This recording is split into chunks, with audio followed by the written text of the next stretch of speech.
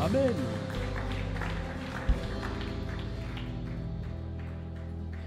Wow, c'est tellement encourageant d'avoir ces impulsions qui sont données ce matin par la louange, qui sont données par les paroles prophétiques. Merci vraiment à ceux et celles qui prient, qui cherchent Dieu. Merci à vous tous. J'aimerais introduire mon message par une anecdote historique qui s'est déroulée il y a exactement 500 ans. On est en 1521. En 1521, pas très loin d'ici. Vous avez sans doute entendu parler du réformateur Martin Luther. Martin Luther, un homme de Dieu exceptionnel, avec Jean Calvin, avec Guillaume Farel ici à Neuchâtel. Martin Luther, vraiment un homme de Dieu exceptionnel qui va rencontrer Dieu progressivement, qui va réaliser le salut par la foi et qui va placarder 95 thèses qui vont dénoncer les dérives de l'Église de son époque, en particulier le trafic des indulgences. Ça voulait dire que vous pouviez payer pour les défunts, non seulement vous pouviez, mais vous étiez encouragé à le faire, à payer des grosses sommes d'argent pour que votre grand-maman, votre arrière-grande-tante, votre petit-fils, enfin tous ceux qui étaient décédés, aient moins longtemps à souffrir dans le purgatoire. Le purgatoire étant, dans la conception catholique, un lieu de purification pour aller plus vite au paradis. Et donc, vous pouviez payer de l'argent et ainsi libérer les âmes. Et plus vous donniez de l'argent, plus cet argent était regroupé, et avec cet argent, on a bâti la basilique Saint-Pierre à Rome. Mais Luther va s'opposer à cela, et il va être convoqué en 1521 à la Diète. Il va être convoqué par l'empereur Charles Quint. Cet empereur a 21 ans. Il a une quinzaine d'années de moins que Martin. Et Martin Luther est condamné, excommunié. Il est exclu de l'Église. Lui qui voulait réformer l'Église, il est exclu de l'Église. On le voit ici affichant les thèses, et quelques années plus tard, il est exclu de l'Église. Mais ça a des conséquences. Il est mis aussi au banc de l'Empire. À partir de ce jour-là, ça signifie que n'importe qui dans l'Empire, et l'Empire c'est grand, ça va du nord au sud de l'Europe en passant par l'Espagne, n'importe qui dans l'Empire a droit de vie et de mort sur lui. Vous pouvez assassiner Martin Luther sans encourir aucune poursuite. C'est pratique. Si vous avez un voisin comme ça, comme Luther, que vous n'aimez pas trop, vous pouvez. Il est excommunié et banni de l'Empire. Alors, il quitte la Diète dans une calèche avec son équipe ou avec ses camarades ou ses compagnons. Et à un moment donné, la calèche, elle est attaquée. On saisit Martin Luther, on le place sur un cheval, et les attaquants prennent la fuite avec Martin Luther. Et là, un des soldats lui dit « N'aie pas peur, Martin. On fait ça, et on t'emmène quelque part pour te cacher. » Et c'est en fait un prince qui a décidé de sauver Martin Luther. Et Martin Luther va se retrouver dans la tour qui va s'afficher, la Wartburg. La Wartburg, c'est ici dans cette tour que vous pouvez encore visiter aujourd'hui. Il y a même la cellule, la chambre dans laquelle Martin Luther va loger durant des mois et des mois, enfermé dans une espèce de prison. Et le prince va le déguiser, il va laisser pousser ses cheveux, laisser pousser sa barbe, on va changer son prénom, il va s'appeler Georges, et puis il devient en fait un chevalier, contre son gré, lui qui était serviteur de Dieu, et puis il est enfermé dans cette tour, qui signifie tour d'observation en allemand. D'ailleurs, c'est assez intéressant parce que Wart a donné par la suite le mot warten, attendre. Symboliquement, c'est un lieu d'attente. Et lui, il est dépité. Et il se dit, mais qu'est-ce que j'ai fait faux? Qu'est-ce qui s'est passé qu'on ne m'ait pas écouté? Il passe par un moment de profonde dépression, ou en tout cas découragement, et il est là, et il est complètement désarçonné par ce qui lui arrive. Et il raconte même que cette tour était hantée, il y a même des bruits la nuit bizarres, et c'est possible. Il avait un sens spirituel particulier. Et que va-t-il faire? Certains le savent déjà. Alors qu'il est là, alors qu'il a l'ordre de rester dans cette tour pour sa protection, c'est bien pour lui, alors qu'il est confiné malgré lui, eh bien ce qu'il va faire, c'est qu'il va s'activer, il va s'occuper, il va, par ennui, commencer à écrire. Et vous le savez peut-être, mais c'est à ce moment-là qu'il va traduire la Bible en allemand, à partir du grec, à partir des textes originaux. Il va traduire l'ensemble du Nouveau Testament en allemand. Il va mettre à profit ce temps d'emprisonnement, d'enfermement, de semi-emprisonnement, d'enfermement. Il va le mettre à profit simplement pour traduire les Écritures en allemand. Et ça m'a beaucoup parlé. Ça m'a beaucoup parlé. Un autre épisode aussi, historique, qui m'a parlé, peut-être avez-vous entendu parler de Bonhoeffer. Bonhoeffer, c'est un pasteur luthérien, allemand, qui est connu parce qu'il a résisté à Hitler durant la Deuxième Guerre mondiale. Et à un moment donné, lui aussi va se retrouver, alors cette fois-ci carrément prisonnier. Et il dit, ce qui m'a sauvé, c'est qu'il se levait à 6 heures du matin, alors qu'il était emprisonné, n'avait aucune obligation de le faire, et il va écrire. Et le fait qu'il ait une discipline, ça va lui permettre de tenir le coup, et c'est ce qui va le sauver du désespoir. Peut-être que vous sentez où je vais en venir ce matin. J'ai réalisé une chose, c'est que le Seigneur nous appelle non pas à régresser, mais à progresser. Le Seigneur ne nous appelle pas à nous affaiblir, mais à nous fortifier en lui. C'est une période que le Seigneur te donne pour devenir plus fort et non moins fort, même si les années passent. Même si ta santé devait décliner, même si ton salaire devait baisser, mais peu importe, nous sommes dans une période, non de déclin, mais de croissance. Et Cyril parlait la semaine dernière du printemps de Dieu, on en a déjà parlé prophétiquement. Ça va dans cette direction. 2 Thessaloniciens 2, verset 3 dit ceci, frères et sœurs, nous devons constamment dire à Dieu toute notre reconnaissance à votre sujet. Et cela est juste. Je crois que c'était plutôt... Alors j'ai peut-être confondu, excuse-moi. C'est possible que c'était encore un Thessalonicien. Alors je vais le lire, c'est moi qui ai dû faire l'erreur. Nous devons constamment dire à Dieu toute notre reconnaissance, parce que votre foi fait de grands progrès et que l'amour mutuel que vous vous portez tous augmente de plus en plus. Nous sommes fiers de vous dans les églises de Dieu, à cause de votre persévérance, votre foi au milieu de toutes les persécutions. On a ici Paul qui écrit aux chrétiens de Thessalonique et il les encourage parce qu'ils sont un exemple au milieu des pressions, des persécutions, des difficultés que vous supportez. Paul peut en être fier. Dans 1 Thessaloniciens 4, verset 1, il dit « Maintenant, frères et sœurs, vous avez appris de nous comment vous devez vous conduire, comment vous devez plaire à Dieu. Et c'est ce que vous faites. De même, vous, nous vous le demandons et nous vous y encourageons dans le Seigneur Jésus. Progressez encore. Progressez encore. Chrétiens, chrétiennes du centre de vie, ceux qui nous suivent sur Internet, ceux qui sont là ce matin, ceux qui nous écouteront dans les jours qui viennent, mais progressent encore. Progressent encore. Et ils progressent dans 2 domaines, dans la foi et dans l'amour. Ça paraît banal, mais ce n'est pas banal du tout. Parce que l'amour est l'antidote à l'individualisme. L'individualisme, en tant que chrétien, c'est se fixer sur mes dons, mon besoin de justice, mon insistance à avoir raison, mon manque d'écoute des autres, mon manque d'intérêt pour les autres, mon indifférence même. Je suis convaincu vraiment de voter pour la loi Covid. Et puis vous argumentez, vous défendez votre opinion parce que ça va sauver le pays. À l'inverse, vous êtes convaincu de voter contre cette loi parce que c'est un enfermement. Et vous entendez des chrétiens convaincus. Et c'est bien d'avoir des convictions. Et c'est bien d'être convaincant. Et j'aime les gens convaincus et convaincants, je les écoute. Et je me forme ma propre opinion. Mais au final, non, l'Église, ce n'est pas un débat d'opinion. Ce n'est pas ça qui prime. Ni d'abord le respect de tes dons. Nous allons tout faire pour que les dons des uns des autres soient reconnus. Parce que nous aimons ça, parce que c'est juste.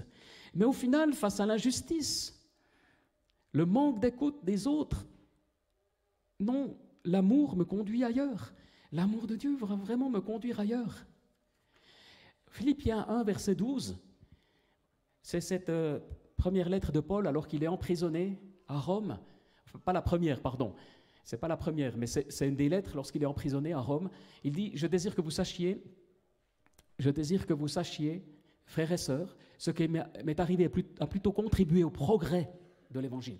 Ce qui nous arrive, les pressions qui nous arrivent, on en a entendu parler ce matin, peuvent soit nous conduire à la dépression ou le Seigneur va les utiliser pour nous relever. Et Paul a réussi à s'encourager. Vous savez, les plus grands miracles proviennent de petites choses. Les plus grands miracles proviennent de petites choses. C'est dans les petites choses que tout va se décider. C'est dans les petites choses de ma vie, dans les petits commencements de ma vie, que Dieu va produire à terme des grandes choses. Mais beaucoup de chrétiens sont des chercheurs d'opportunités. Pas de mal à ça, mais ça ne change pas le monde. Une meilleure place, un meilleur salaire, une meilleure position, etc., etc. On n'est pas différent des autres, mais on doit mettre ça en second. Parce qu'en premier, on va être fidèle dans les petites choses que Dieu nous donne.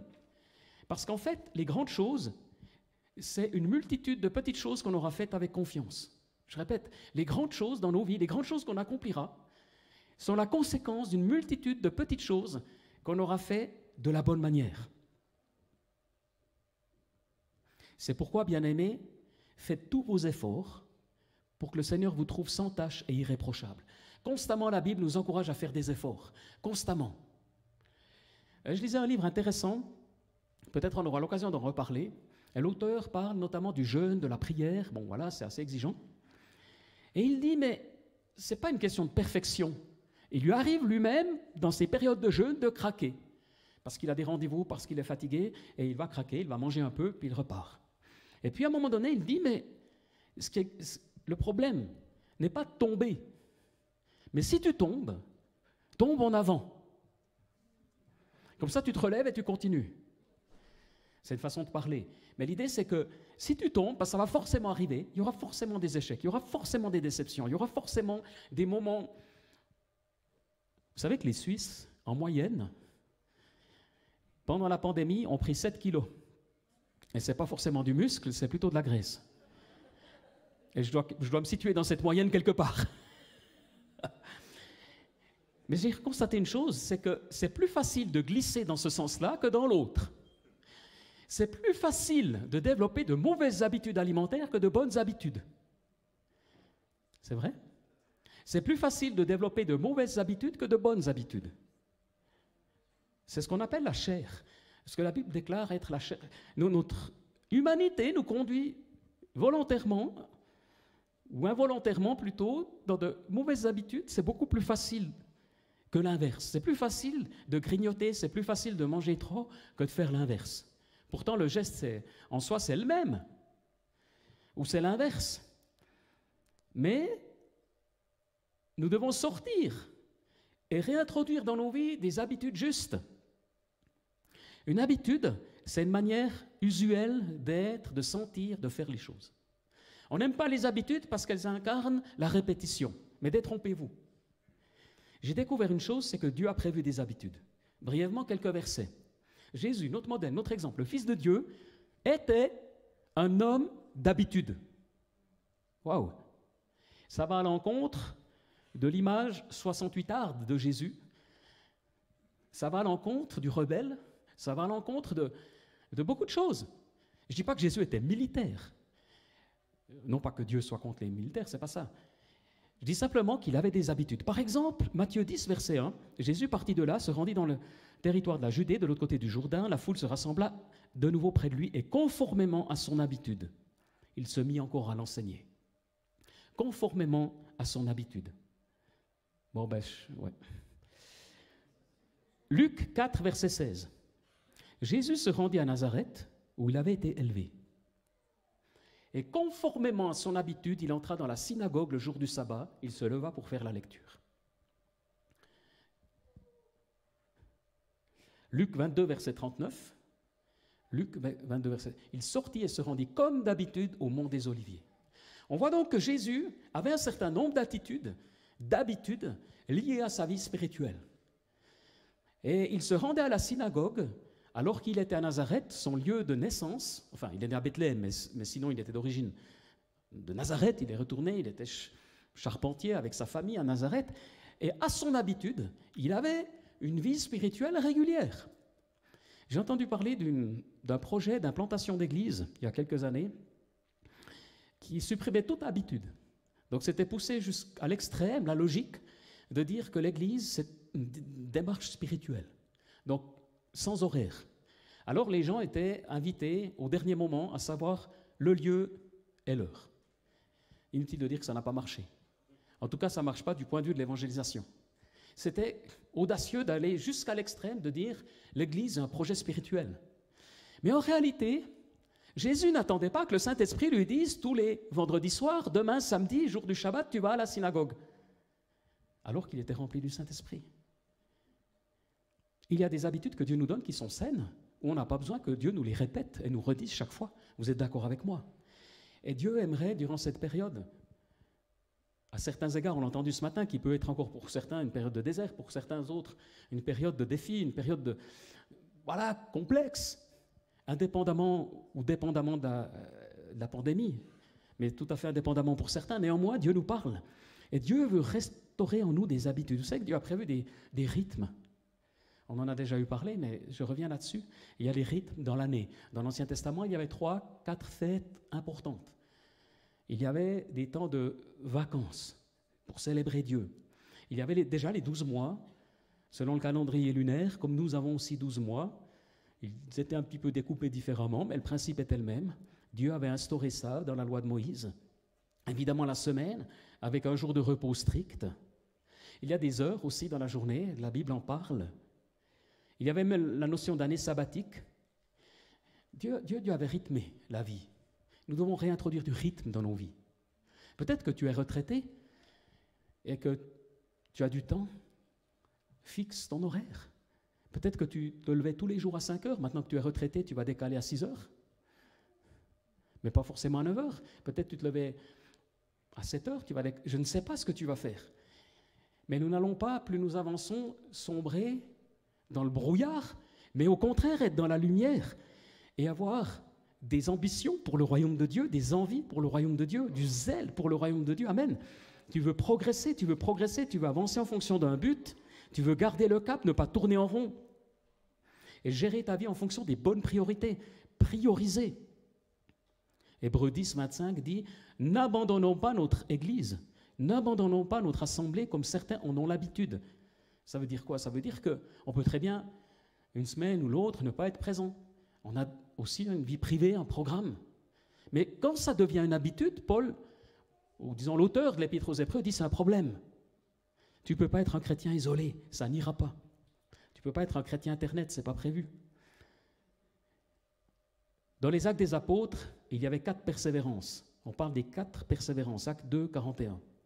Ceux qui acceptèrent la parole de Pierre vont se faire baptiser, vont être remplis du Saint-Esprit, et le nombre des disciples augmente d'environ 3000. Et il est dit, ils persévéraient dans l'enseignement des apôtres, dans la communion fraternelle, dans la fraction du pain et dans les prières.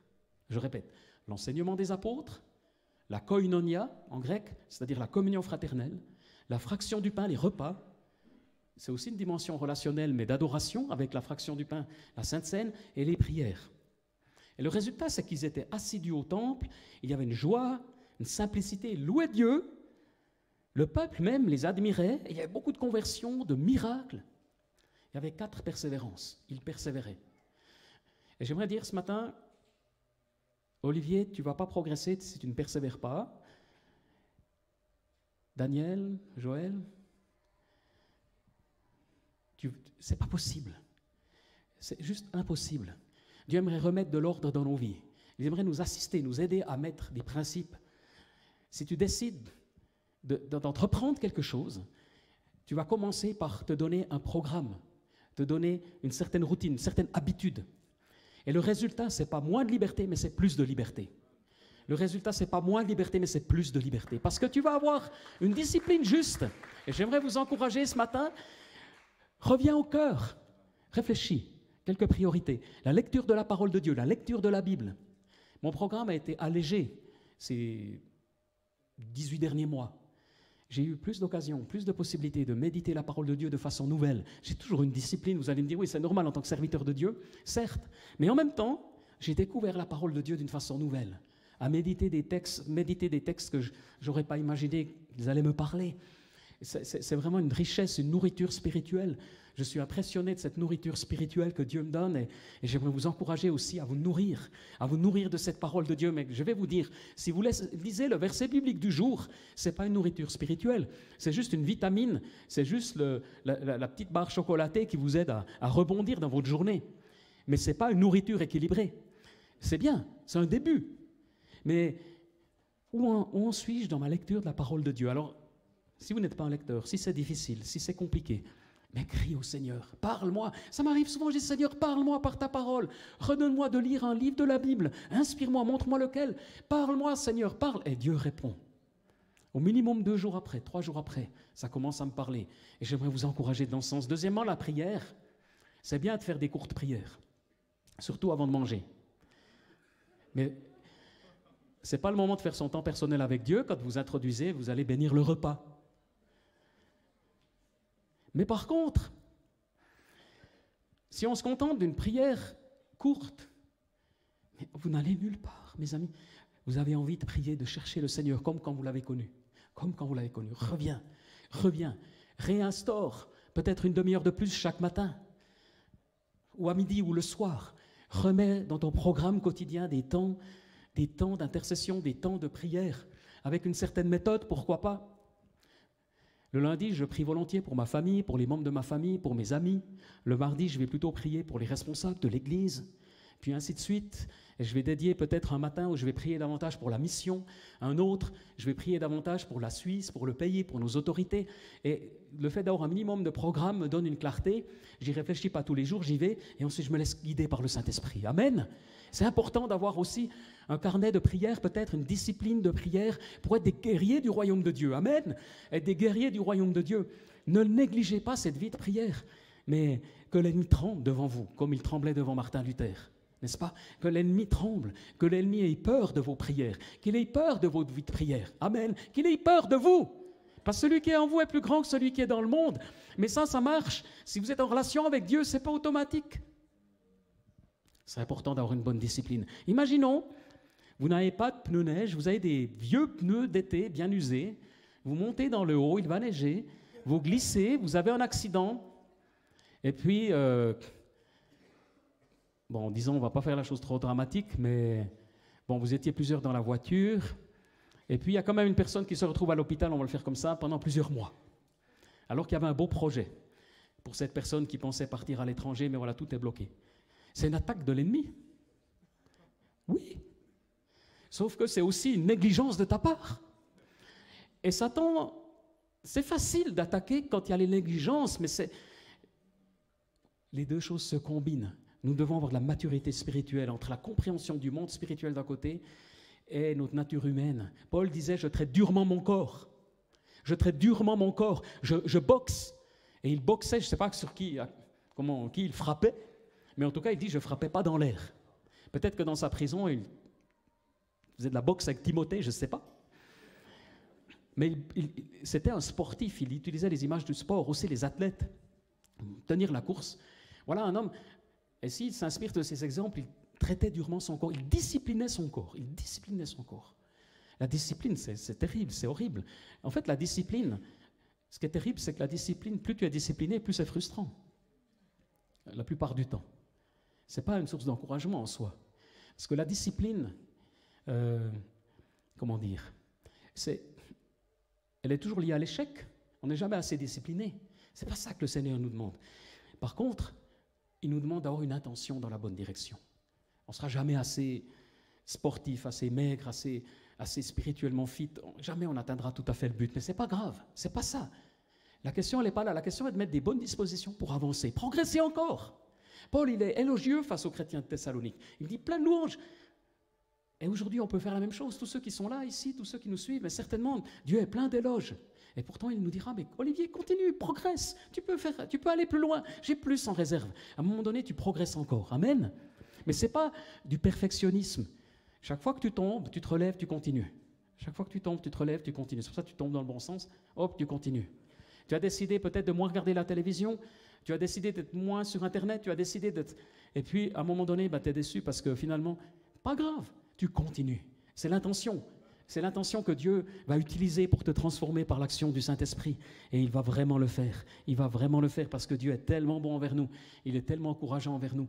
Il a vraiment des intentions de bénédiction. Et j'aimerais, dans ce sens-là, nous encourager à être des disciples, des hommes et des femmes aguerris pour Dieu, matures pour Dieu, solides pour Dieu, progresser encore, et que Dieu nous trouve sans tache ni ride. Mais là encore, tu vas voir tous tes défauts si tu es un petit peu comme moi, un peu scrupuleux, à te culpabiliser facilement.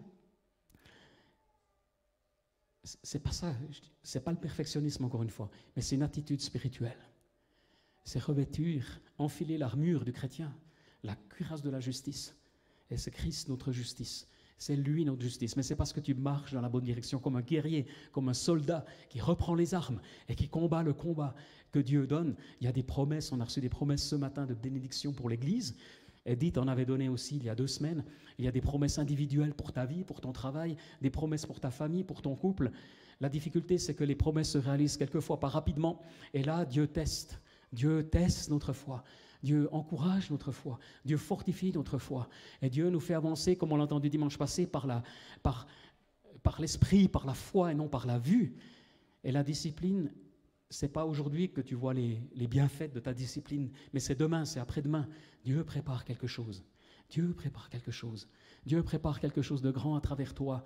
Et le Seigneur souhaite que nous soyons unis ensemble, comme on l'a entendu ce matin, unis dans une même direction, fortifiés les uns les autres, que nous puissions partager nos défis, nos encouragements.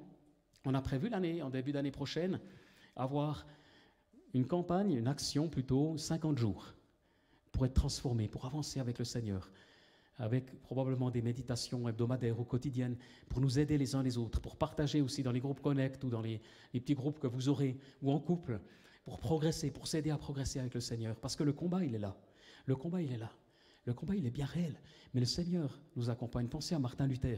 Sa Wartburg, cette tour, elle est patrimoine mondial de l'UNESCO. Donc il n'y a pas que Chaux-de-Fonds-le-Lac, il y a cette tour aussi. Patrimoine mondial de l'UNESCO. Des millions de visiteurs. Des gens vont visiter ce lieu pour se recueillir.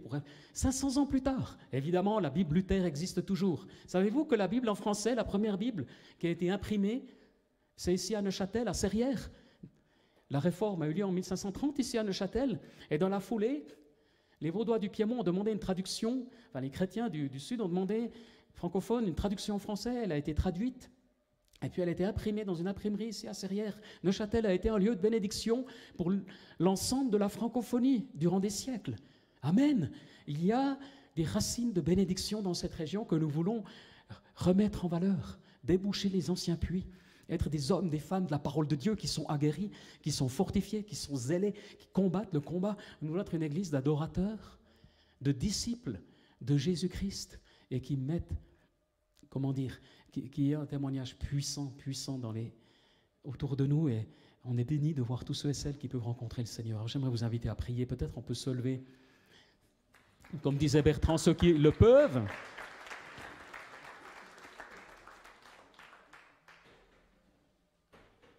Merci Saint-Esprit, merci parce que tu es là. Merci parce que tu nous encourages. Merci parce que tu nous fortifies. Merci parce que tu es là. Et tu veux redonner à nos vies un souffle, une accélération, un rythme sain, avec des habitudes saines.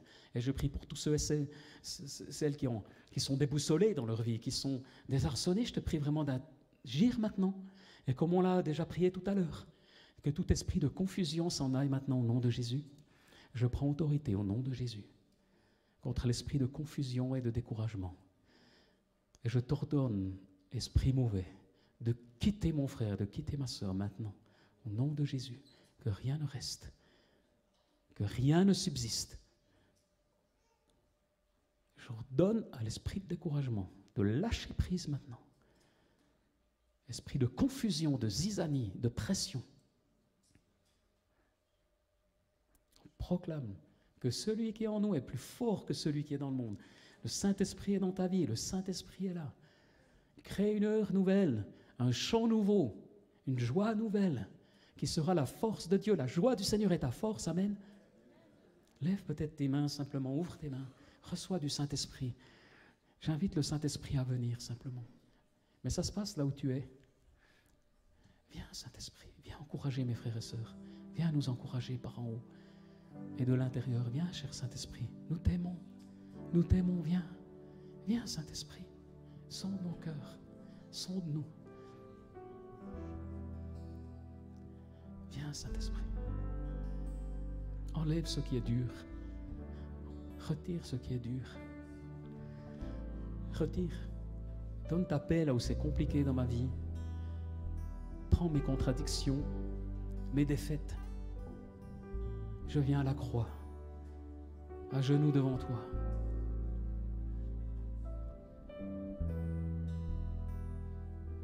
Viens, force d'en haut, force du Saint-Esprit, force de Dieu. Merci pour les anges qui accompagnent les enfants de Dieu. Merci pour les anges qui combattent. Ce sont autant d'esprits qui sont au service de ceux qui héritent du salut.